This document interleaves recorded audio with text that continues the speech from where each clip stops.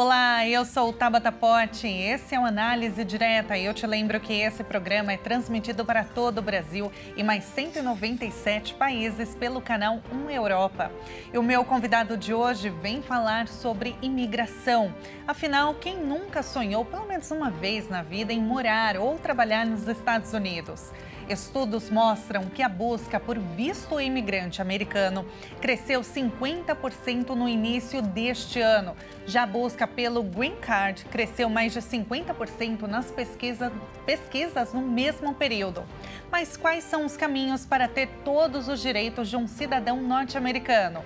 Fique com a gente, o Análise Direta está começando.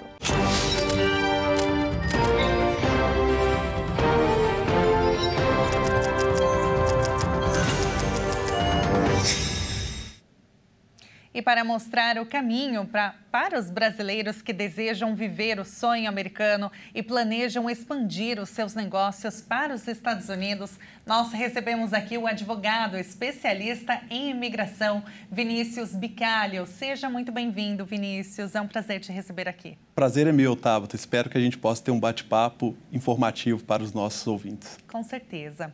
Primeiro de tudo, né? Por que as pessoas sonham tanto ir para os Estados Unidos? Porque esse sonho sempre foi assim, né? Digamos, número um, muitas pessoas sonham com isso e parece que cada vez mais isso tem aumentado, né? Sim, Tabata, eu vejo que ano após ano nós vemos um número maior de brasileiros que desejam viver o sonho americano. E é muito interessante que ao longo dos anos o perfil desse brasileiro mudou.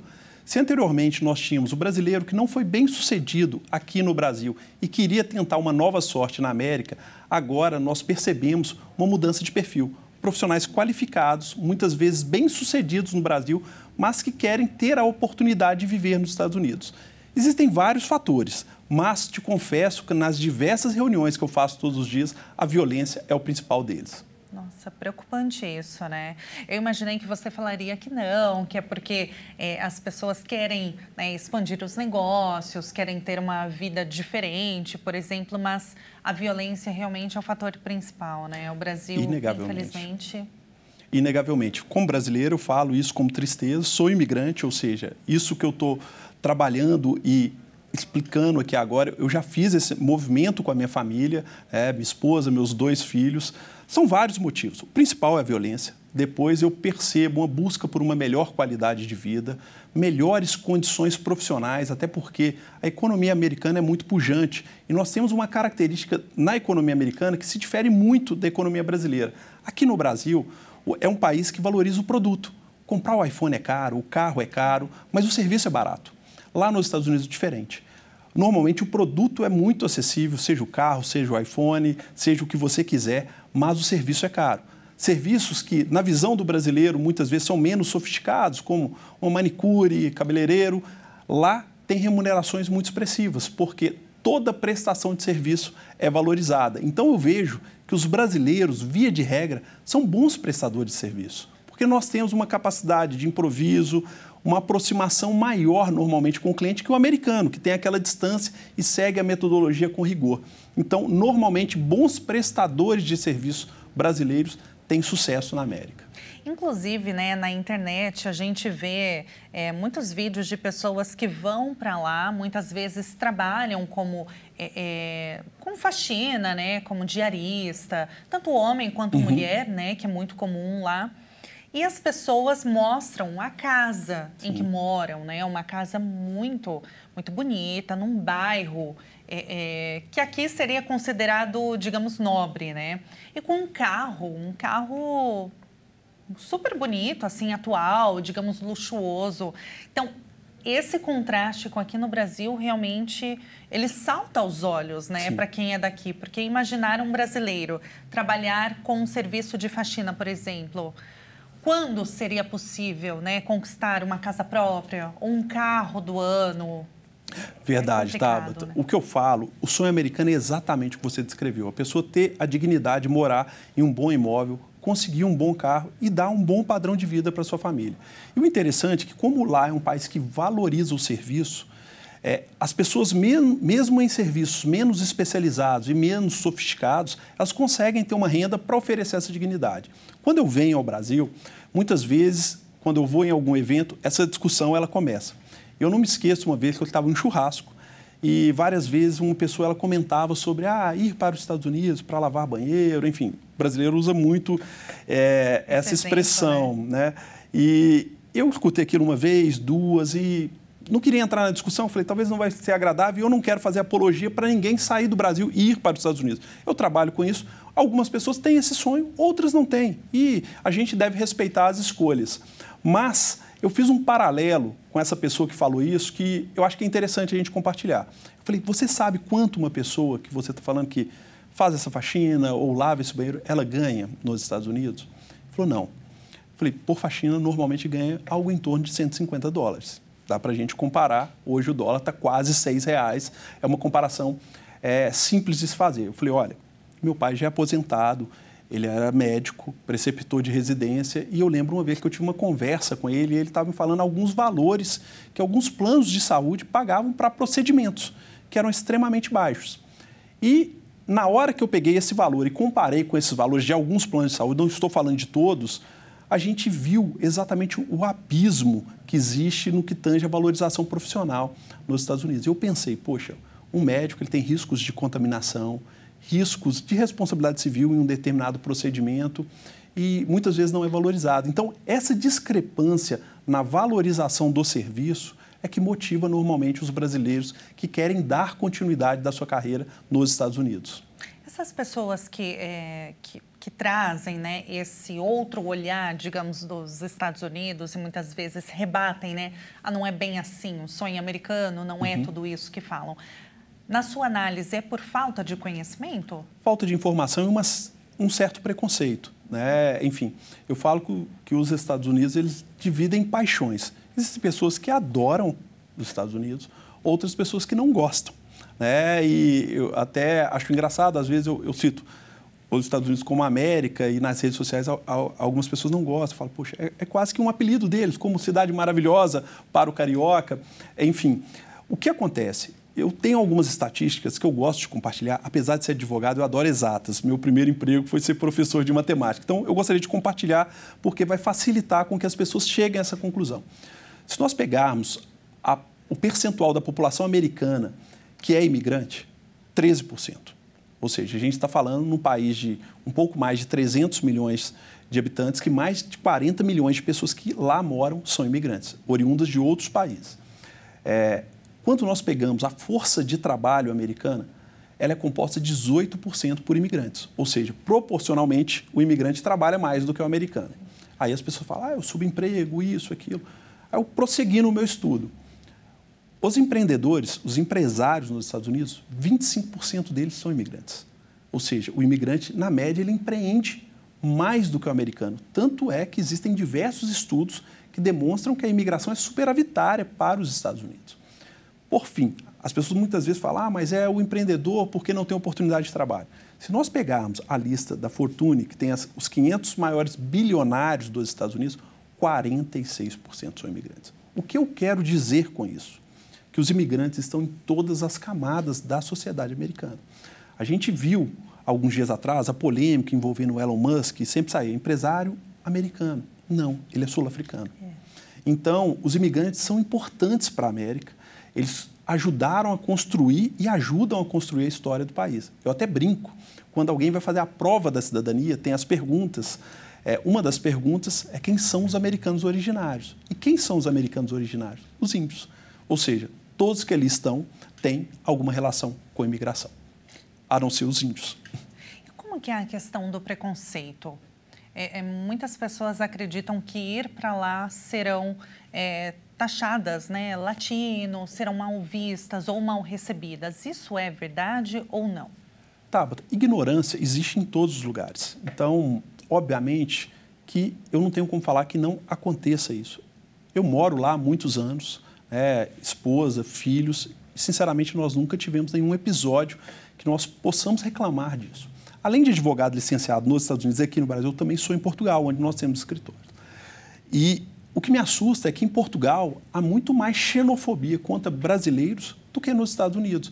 Eu até enxergo, porque como os Estados Unidos é um país grande, está acostumado a receber imigrantes do mundo todo, de alguma maneira isso tem uma representatividade menor proporcionalmente. Portugal é um país pequeno, né? Se você pegar a grande São Paulo, tem mais população do que Portugal. Então, e o Brasil é muito grande. Então, eu percebo que esse incômodo lá é um pouco maior.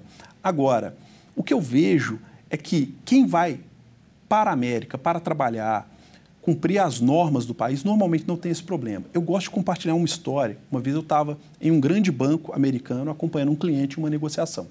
E ao final, eu lembro que tinha a vice-presidente, ela até era uma americana típica, lembrava até a Hillary Clinton. Ela perguntou de onde eu era no Brasil. Eu falei, pelo meu sotaque, já deve ter percebido, eu sou mineiro, falei que eu era de Belo Horizonte. Coincidentemente, ela tinha um namorado em Belo Horizonte, teve um namorado por 3 meses em Belo Horizonte, onde ela falou que morava lá por esses 3 meses, era um bairro que eu conhecia. E ela falou, Vinícius, eu gostei de você e eu queria te dar um conselho. E esse conselho eu adoro compartilhar com os meus clientes. Ela falou assim, você sabia que o brasileiro é o melhor profissional do mundo? Eu falei, não, eu não escuto isso aqui. Ela falou, o brasileiro é o melhor profissional do mundo, ele tem jogo de cintura, capacidade de adaptação, de improviso, é maleável. Esse é o bom brasileiro. Agora, em contrapartida, existe um outro lado da mesa do Brasil, que é o mau brasileiro, que promete, não entrega, que mente. Esse é o pior profissional do mundo. Então, saiba, o lado da mesa do Brasil que você está, que o americano rapidamente ele vai mapear isso e vai te dar os devidos créditos. E eu considero isso uma verdade absoluta e normalmente compartilho isso com os meus clientes. Que incrível. Agora, quais são as categorias de vistos? A resposta você vai dar daqui a pouquinho, a gente vai fazer um intervalo. Na volta, o Vinícius Bicalli, especialista em imigração, vai contar pra gente. Não saia daí, nós voltamos já já.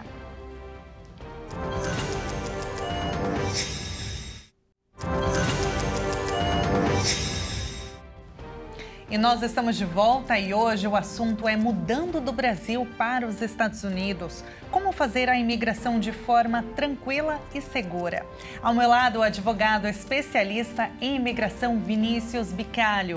Vinícius, antes do intervalo eu te perguntei, né? Quais são os tipos de visto, né? Porque são várias categorias. Tabata, eu falo que o cardápio migratório nos Estados Unidos ele é muito extenso. São 187 tipos de vistos. Não imaginava.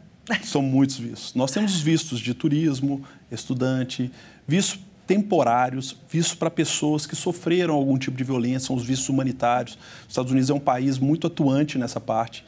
Temos os vistos para profissionais qualificados, que hoje é a grande procura dos profissionais brasileiros, e vistos para quem quer empreender ou investir na América. Então, todo o processo migratório ele começa por um procedimento que eu chamo avaliação migratória. A gente pega a história daquela pessoa, a carreira, e vê exatamente quais são os vistos que são adequados para ela. Porque, muitas vezes, não é o cliente que escolhe o visto, eu brinco, o visto que te escolhe. A sua história vai sugerir determinado caminho. Então, não dá para a gente chegar num escritório, né, de advocacia, né, como o seu, por exemplo, e falar, eu quero um visto familiar. Sim. Mas, por exemplo, eu não me enquadro. Né? Exatamente. O que a gente faz, todo caso, a gente começa pela avaliação migratória, mesmo quando o cliente sugere um visto, porque muitas vezes existem outras oportunidades que podem ser mais rápidas, mais baratas ou até mais fáceis, até porque nenhum visto nos Estados Unidos é garantido. Então, cabe a gente fazer essa avaliação para sugerir a via mais adequada para o cliente. O que é avaliado, então, Vinícius? Na verdade, a gente avalia toda a história daquela pessoa. Se ela tem relação de parentesco com alguém que tem documentação nos Estados Unidos, seja portador de green card ou cidadão americano, isso pode ser um caminho. Se essa pessoa tem uma trajetória profissional sólida e ela pode comprovar de alguma maneira que a presença dela vai ser benéfica para os Estados Unidos. Até porque, historicamente, há nos Estados Unidos o desejo de ter os grandes profissionais da América.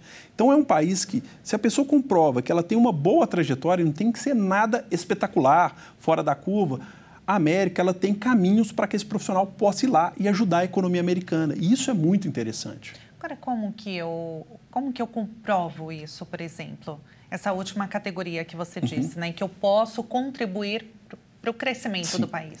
Na verdade, tem 2 grandes caminhos. Óbvio que tem uma série de particularidades, mas não faz sentido a gente pormenorizar. Um é uma história acadêmica. As pessoas que são graduadas e têm 5 anos de experiência na sua área. E mostram que aquele conhecimento ele pode, de alguma maneira, impulsionar os Estados Unidos de alguma maneira. Eu vou citar um exemplo. Eu fiz uma vez um caso de uma advogada, que era uma advogada trabalhista no Brasil. E todo mundo sabe que nos Estados Unidos a relação trabalhista é bem diferente. Não tem FGTS, férias, 13º, é uma relação contratual. E qual foi a proposta dela de continuidade? A gente demonstrou que ela conhecendo a mão de obra latina, as regras que tem, no maior país da América Latina, que é o Brasil, ela poderia ser uma pessoa estratégica nas companhias para conseguir fazer a conexão entre a mão de obra latina e o empregador americano, porque a diferença é brutal. Eu até brinco, quando tem Copa do Mundo, né, igual teve em 22, a gente tem escritórios aqui no Brasil e nos Estados Unidos. No Brasil, as pessoas perguntam, vai parar no dia do jogo do Brasil? Volta depois do jogo? Lá ninguém pergunta, porque a remuneração é por hora. Então, há o desejo da pessoa trabalhar. É uma questão cultural. Então, as pessoas que conhecem esse mercado, eu sou brasileiro, eu entendo isso. Agora, imagine um empregador americano lidando com essa mão de obra sem entender essa particularidade. Então, ela demonstrou que esse conhecimento dela de direito do trabalho ajudaria empresas americanas a fazer a gestão da mão de obra. Então, basicamente, você tem que demonstrar que o seu conhecimento, as suas experiências, te potencializam para o plano futuro. Mas tem um ponto também que eu gostaria de ressaltar. Não é só a experiência acadêmica. Nós temos vários profissionais, que são profissionais brilhantes, que não tiveram uma história nas universidades, mas são empresários experientes. E tem muitos anos de mercado e essa experiência também tem valor para os Estados Unidos. Então, o que você fez, basicamente, você tem que comprovar que te impulsiona para o que você fará na América. E é assim que os Estados Unidos avaliam. Que bacana, muito interessante. Tem alguns que são mais procurados, né? Ou mais...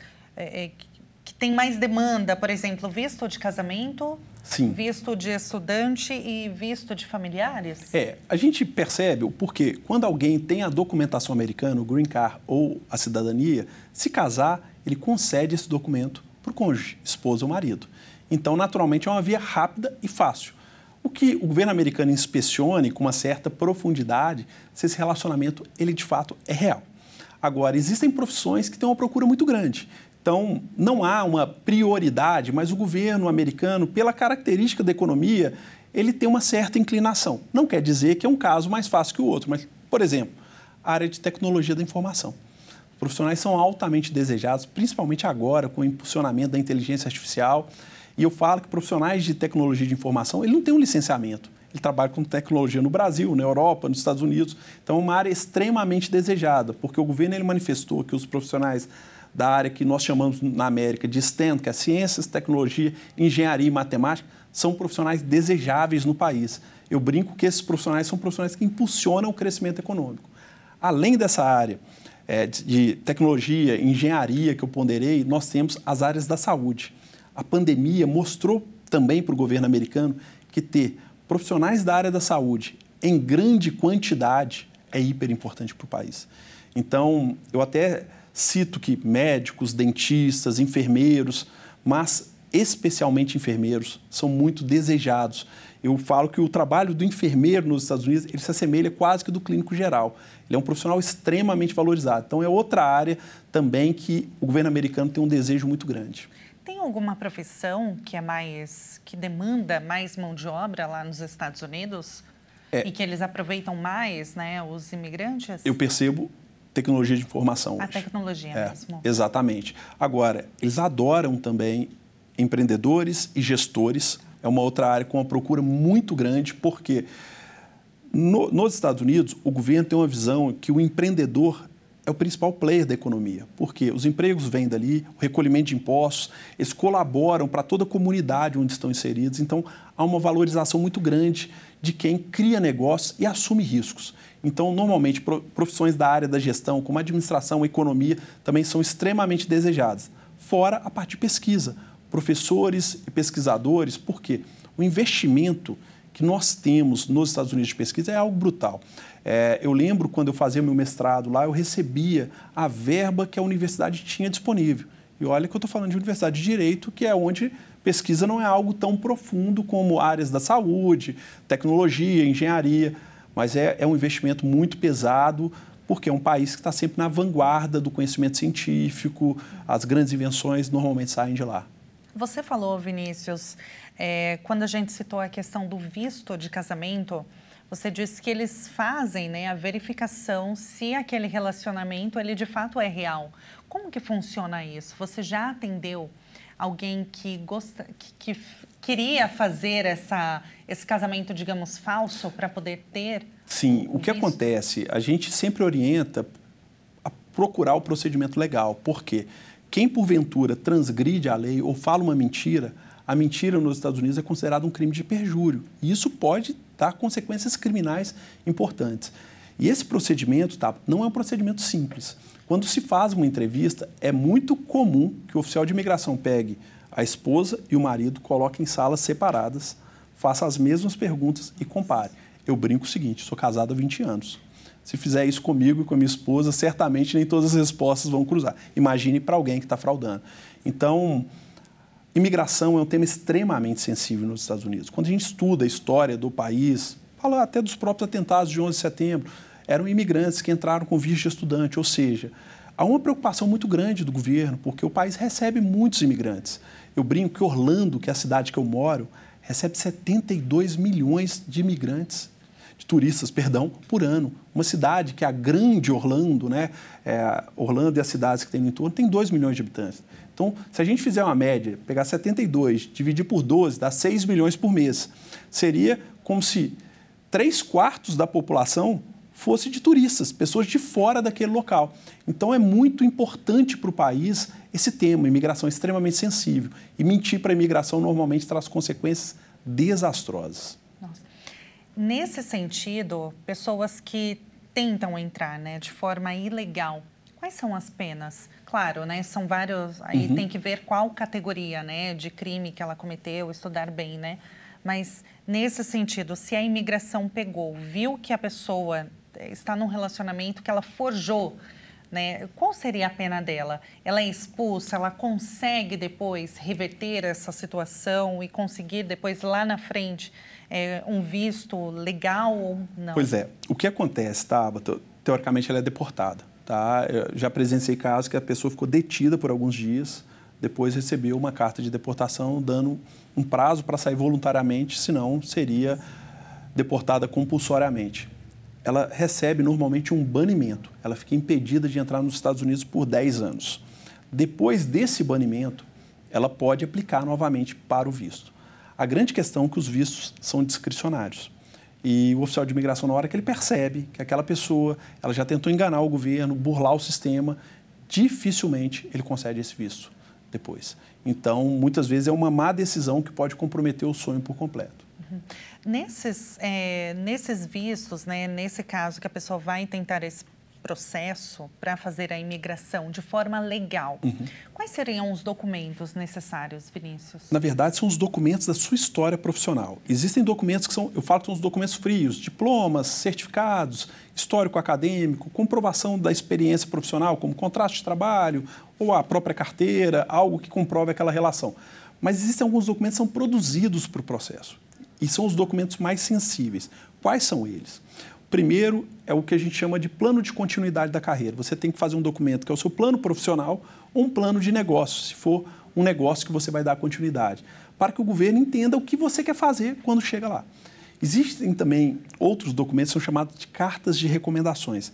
Não é muito comum no Brasil. Quando a gente faz uma carta aqui, a gente normalmente fala, recomendo fulano de tal pelos bons serviços prestados. Porque no Brasil nós temos muito medo da responsabilidade trabalhista. E lá nos Estados Unidos, isso está dentro da cultura americana. Quando você vai trocar de escola, ou de faculdade, ou de emprego, você tem uma carta de recomendação e um documento mais denso. É quase que uma redação de algumas páginas. A pessoa fala quem ela é, falando o seu posicionamento profissional, como ela te conheceu e o que ela pode falar a seu respeito. Esses documentos são fundamentais, porque o americano, ele sempre parte do princípio que você está falando a verdade. Agora, se você falar mentira e ele constatar que é mentira, game over, acabou, porque você perdeu completamente a credibilidade. Então, os documentos que precisam ser produzidos são esses planos de continuidade, que é um professional ou business plan, as cartas de recomendações e no nosso escritório a gente tem um procedimento que nós fazemos em todos os casos, que chama Expert Opinion Letter. Por exemplo, você é jornalista, eu contrato alguém, um grande professor de comunicação, para falar o que um profissional, com a sua experiência, o currículo do seu quilate, representará para os Estados Unidos. Ele não é seu advogado, ele vai falar baseado na experiência técnica. Ele vai pegar a sua experiência e falar, olha, a Tabata, com essa trajetória, ela representará isso de importância para os Estados Unidos. É como se fosse um perito na sua área fazendo uma avaliação isenta. Ele não teria que me conhecer, por exemplo. Não teria. E é interessante porque a imigração sabe que ele não te conhece, sabe que ele foi contratado para isso, mas sabe que ele tem responsabilidade técnica. Porque falar mentira em um processo oficial, lá é crime de perjúrio. Eu até brinco com os meus alunos, eu sou professor de pós-graduação de Direito Migratório, quando a gente assiste filmes e séries nos Estados Unidos, sempre falam perjúrio, perjúrio. O que é perjúrio? É falar mentira no processo oficial. E isso é gravíssimo lá. Então, é uma forma que tem de se manter o sistema de pé. Essa carta de recomendação que você disse, né? E inclusive a gente vê isso muito em série, em filmes, né? Que é muito comum realmente lá. A pessoa, ela precisa colocar os dados dela também? Sim, precisa. Porque para comprovar isso. Exatamente. Inclusive, tem que ter ao final endereço e contato. Teoricamente, a imigração pode, caso ela suspeite de fraude, fazer um contato com o recomendante para ver se aquele documento é autêntico. Na maioria das vezes, tem tantos elementos no processo que eles se sentem seguros e não fazem esse contato. Mas todo recomendante tem que colocar isso à disposição. Depois disso, desse procedimento, essa carta, ela precisa ser autenticada? Não. A carta não precisa ser autenticada porque você, como está colocando isso no processo, você está falando que é um documento autêntico. Então, se porventura essa pessoa não assinou essa carta ou a assinatura é adulterada, o aplicante do processo, o imigrante, ele vai ser responsável por isso. Nossa, é muito sério, né? É muito sério. E por isso que é muito necessário, né, que as pessoas busquem realmente um profissional para que não tentem não fazer algo por conta, né? Não tem como. É possível a pessoa aplicar por si, mas é uma outra legislação, é algo extremamente complexo. Um processo desse, tá, ele tem centenas de páginas, às vezes milhares de páginas. E o que eu falo é o seguinte, quando ela contrata um advogado nos Estados Unidos, ele assina o processo com ela. Então, qualquer transgressão dessa, o advogado ele é responsável, ele pode até perder a licença.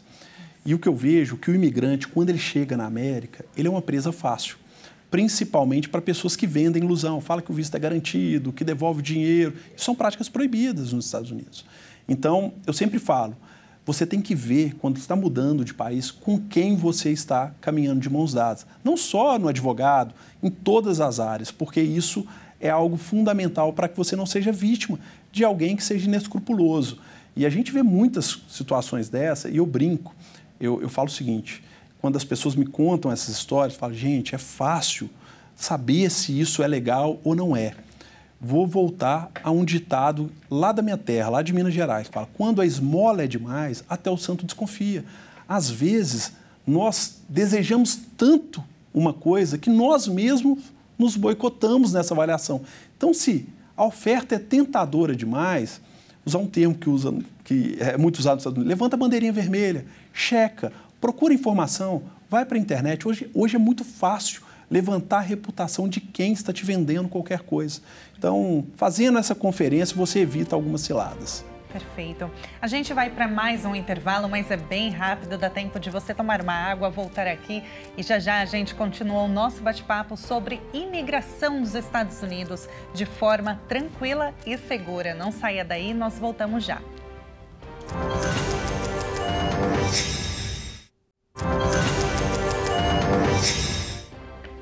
E nós estamos de volta e hoje o nosso tema é mudando do Brasil para os Estados Unidos. Como tirar o visto americano de forma segura?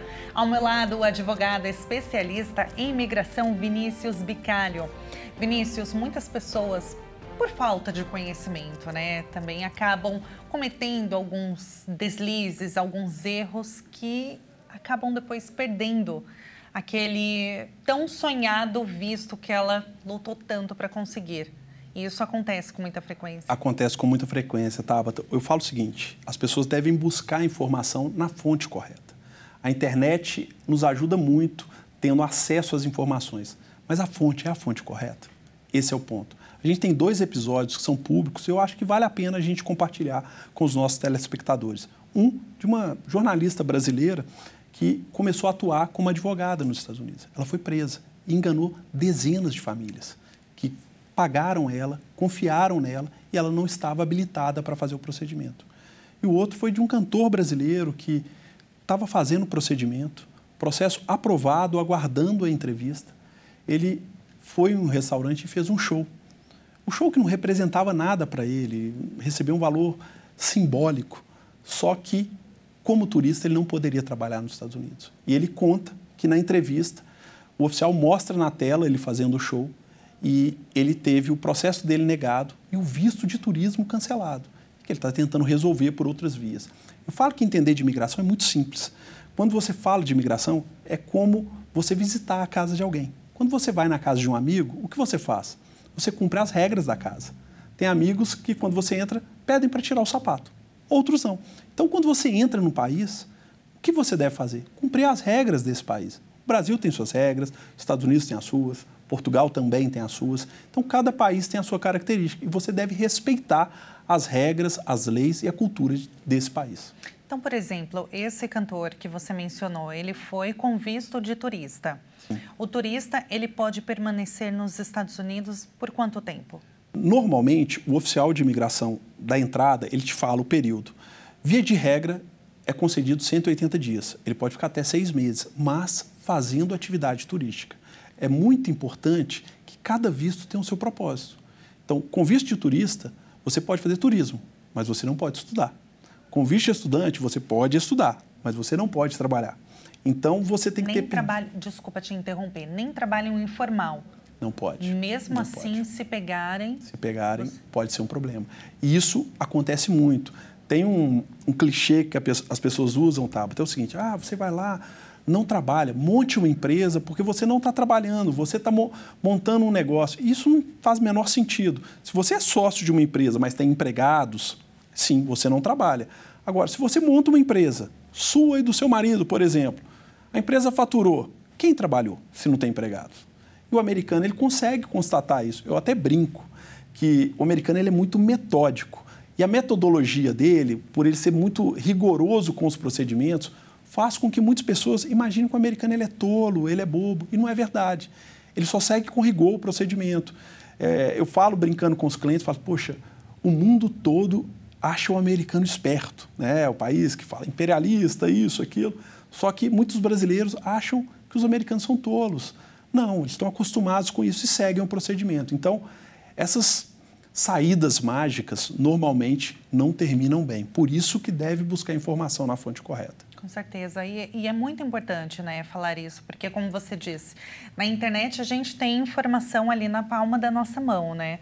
Mas, muitas vezes, não é a fonte correta. Sim. Então, não dá para acreditar em tudo que a gente vê, ou as promessas milagrosas, né, muito baratas, né, de que vai fazer, se alguém está prometendo, né, uma pessoa que se diz um profissional de imigração e está prometendo aquele processo, aquele procedimento de forma muito barata, é bom desconfiar. Além de soluções mágicas, tá? Eu falo que quando eu faço as reuniões presenciais, que acaba que é a reunião que o cliente se relaxa mais e ele fica mais propício a te falar mais coisas, 70% do tempo é desmentindo informações incorretas.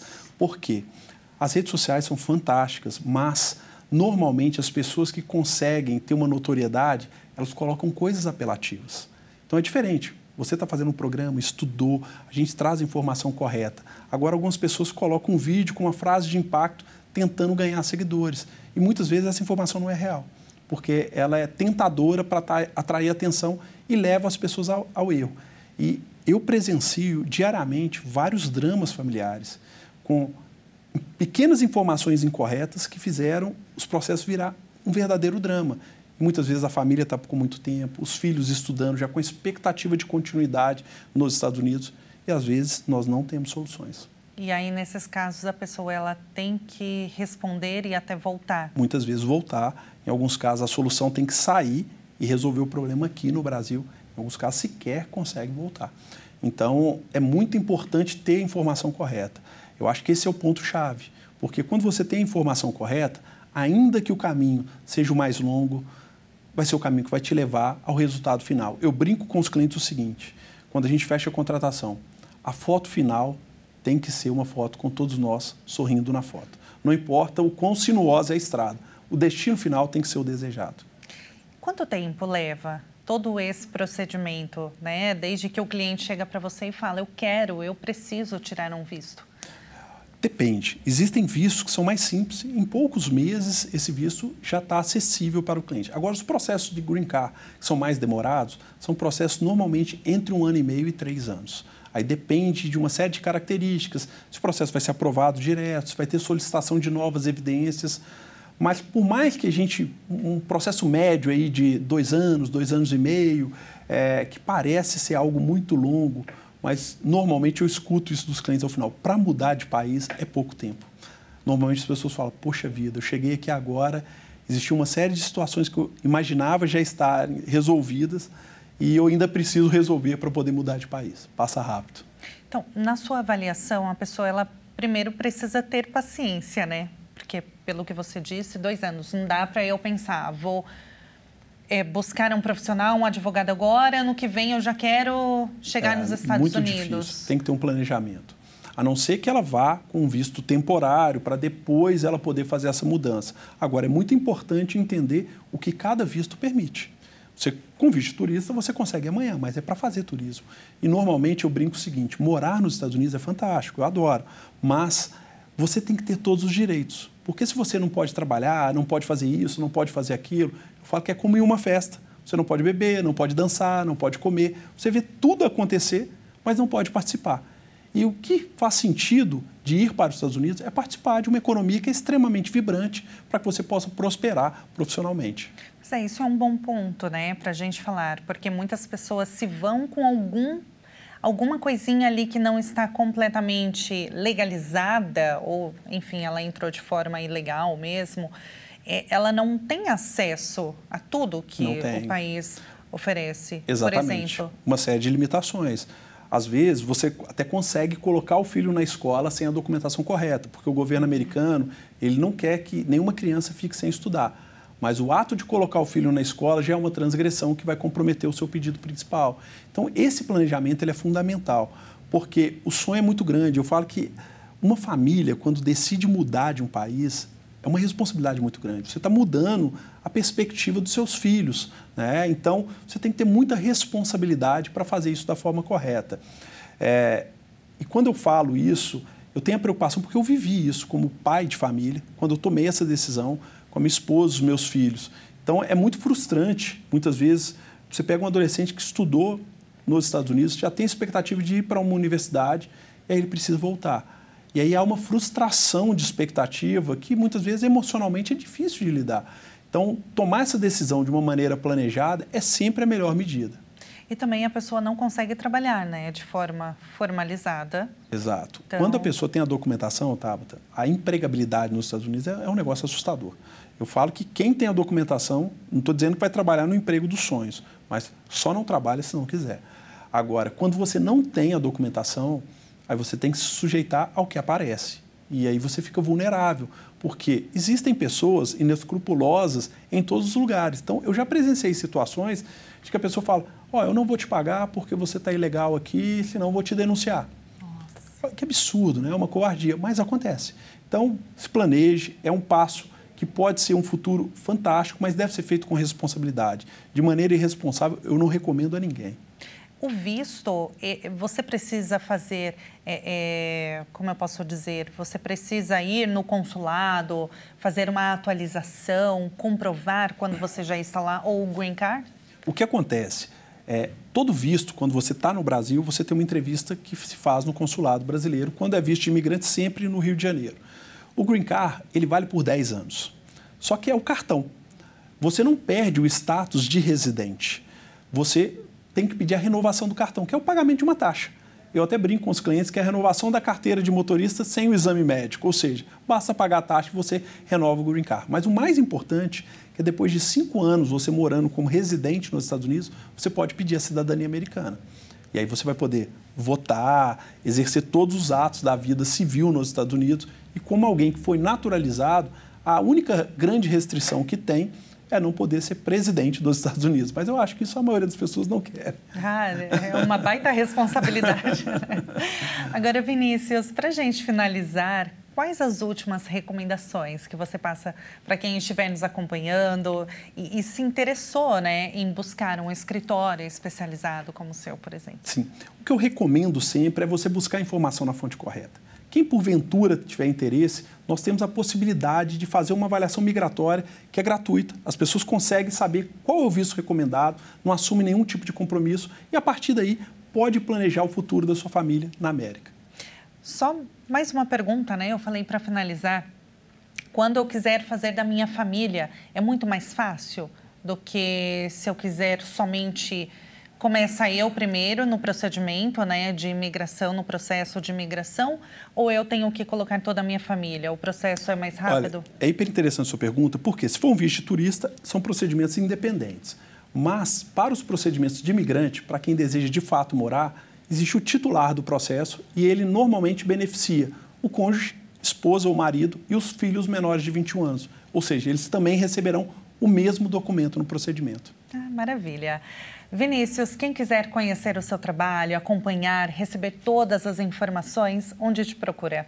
Nós temos o nosso site, que é www.bicalho.com, e as nossas redes sociais, que é @bicalhoconsultoria ou @vinibicalho. Está aparecendo na tela, só anotar, já busca aí no seu celular, encontra facilmente. Vinícius, foi um prazer te receber aqui, muito obrigada. Eu que agradeço pela oportunidade, foi um prazer, Tabata. Até uma próxima. Até a próxima. E o Análise Direta fica por aqui. Se você quiser compartilhar esse programa, acesse o nosso canal no YouTube, Jornalismo Hit TV. Muito obrigada pela companhia e até o próximo programa.